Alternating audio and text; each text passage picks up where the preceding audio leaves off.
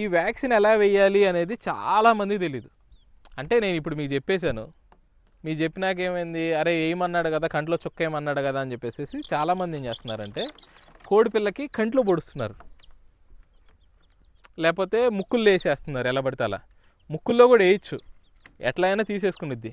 కాకపోతే మేము ఎస్పెషల్లీ మేము మాత్రం ఓన్లీ కంట్లోనే ప్రతి పిల్ల ఇలా పట్టుకొని, మా వర్కర్స్ కానీ మేము కానీ ప్రతి పిల్ల పట్టుకొని జస్ట్ మనం ఐ డ్రాప్ ఎలా అయితే వేసుకుంటాం సార్ మన కళ్ళకలకలు వచ్చినప్పుడు, అలా మన కంటి టచ్ కాకుండా నీట్గా ఒక్క డ్రాప్, సింగిల్ డ్రాప్ ఇట్లా జస్ట్ పిల్లని తీసుకొని జస్ట్ ఒక సింగిల్ డ్రాప్ వేసుకుంటే చాలు. పర్ఫెక్ట్గా పడిందంటే చాలు, అయిపోయింది.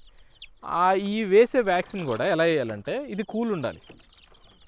ఇది కూల్ లేకపోతే మనం చేసింది వేస్ట్, అసలు ఇంకా పనికిరాదు, అది వ్యర్థం. ఇంకా ఫెయిల్ అయిపోతే అంటే రియాక్షన్స్ ఇస్తాయి పిల్లలు. మనం ఏదన్నా ఎక్స్పైర్ అయిన వ్యాక్సిన్ వేసినా, మనం తీసుకున్న షాప్ వాడు ప్రాపర్గా వ్యాక్సిన్ మెయింటైన్ చేయకపోయినా మనకు ప్రాబ్లమ్స్ వస్తాయి. ఈ చిన్న చిన్న షాపులో కొనద్దు. అలా కొనటం వల్ల ఏమైందనంటే వాడు ఇప్పుడుదో సంవత్సరాలది 2 సంవత్సరాల నాటిది ఫ్రిడ్జ్లో పెడతాడు. ఈలోపు కరెంట్ వచ్చిద్ది పోద్ది, అది గడ్డ కట్టిద్ది, లిక్విడ్ అయిపోద్ది. అర్థమైందా? అలా అవ్వటం వల్ల అది వ్యాక్సిన్ ఫెయిల్ అయిపోయే అవకాశం ఉంటుంది. సమ్ టైమ్స్ వ్యాక్సిన్ ఫెయిల్ అయితే లూజ్ మోషన్స్ అవటం, మంచిగా ఉన్న పిల్లలను కూడా మనం ఎరగొట్టుకున్న వాళ్ళం అవుతాం. సో మంచి వ్యాక్సిన్ వేయటం మన మెయిన్ ఇంపార్టెంట్.